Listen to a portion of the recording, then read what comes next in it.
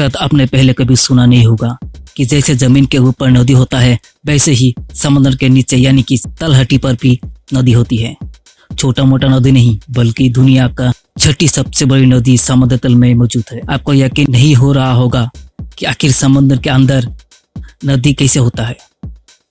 नमस्कार दोस्तों, स्वागत है आप लोगों को मेरी यूट्यूब चैनल अननोन क्लिप्स में।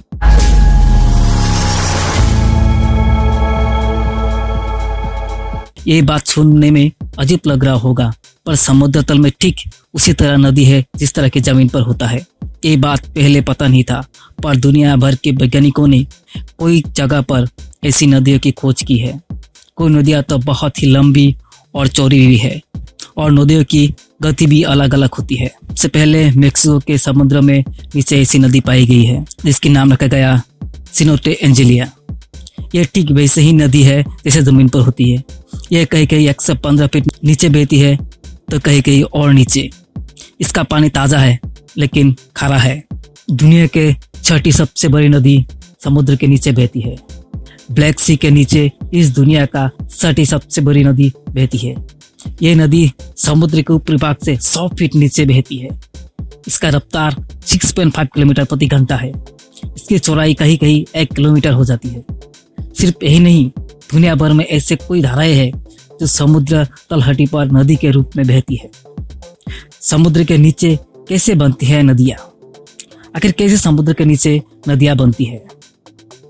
इसका कारण क्या है? कैसे समुद्र से अपना अस्तित्व समुद्र से अलग रखता है?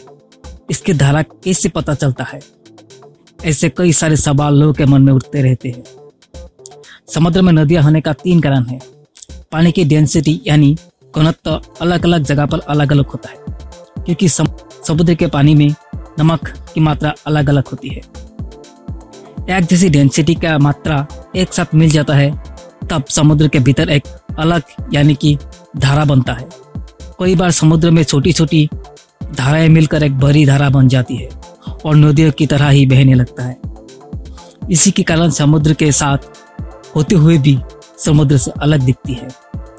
दूसरी कारण है, समुद्र में अलग अलग हिस्सों में सूरज की रोशनी समान तरीके से नहीं पड़ती है, इसलिए कहीं पर पानी गर्म तो कहीं पर ठंडा होता है। इससे भी समुद्र के भीतर धाराएं पैदा होती है। समुद्र की सतह पर चलने वाली हवा का असर भी इन धाराओं पर पड़ता है। तीसरी वजह है अर्थ रोटेशन। पृथ्वी का घूमना भी एक कारण होता है। आमतौर पर पृथ्वी के घूमने का कारण उत्तरी गोलार्ध में घड़ी के घूमने की तरह ही धाराएं बनती है और दक्षिण गोलार्ध में ठीक उल्टी दिशा में बहती है। इसलिए वो धारा धीरे धीरे नदी में रूपांतरित हो जाता है। दोस्तों, अगर वीडियो को पसंद आई हो तो लाइक, शेयर और सब्सक्राइब जरूर कीजिए।